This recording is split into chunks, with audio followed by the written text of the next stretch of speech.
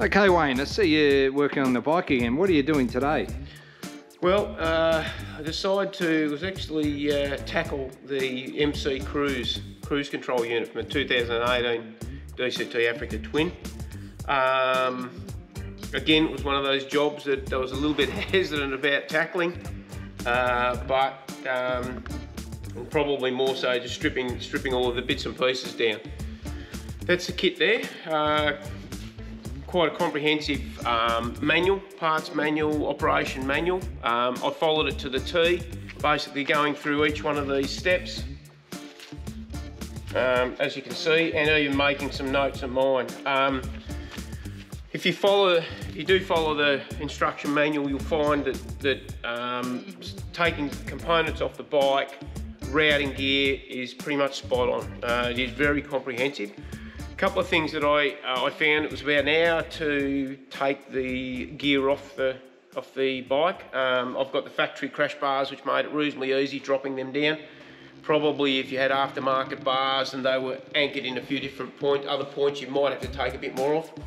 I've also got the B&B bash plate, which didn't need to be moved as well. So that was a couple of the points that were raised in the manual. That made it pretty straightforward. Areas where I found a little bit of difficulty are a couple of the main interfaces or plugs that had to be separated and wires fitted. I did buy the extraction tool kit, so there's an extraction key. I ordered them at the same time. They were bugger all, but well and truly worth it to get the wiring out.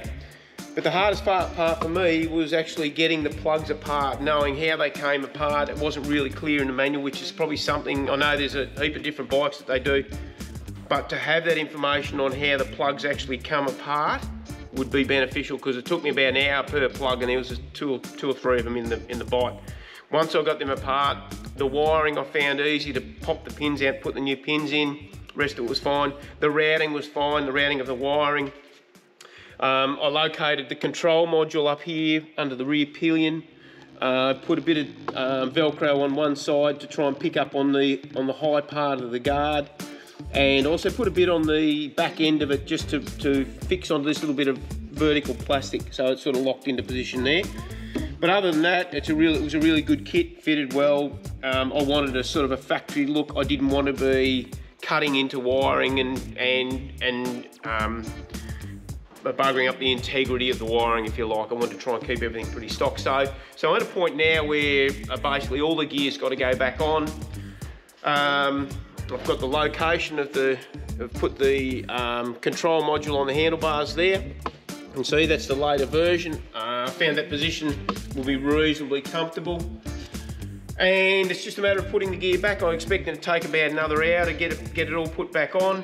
I did look at the YouTube video of a couple of Americans doing it, which was quite beneficial. But the manual is very comprehensive and reasonably straightforward. Like I said, to me the electrical joiners or clips that are factory were the hardest part, because you're limited by space. But I'd suggest just study up on how they come apart. They are actually the clips. One is located up the front here, just in here.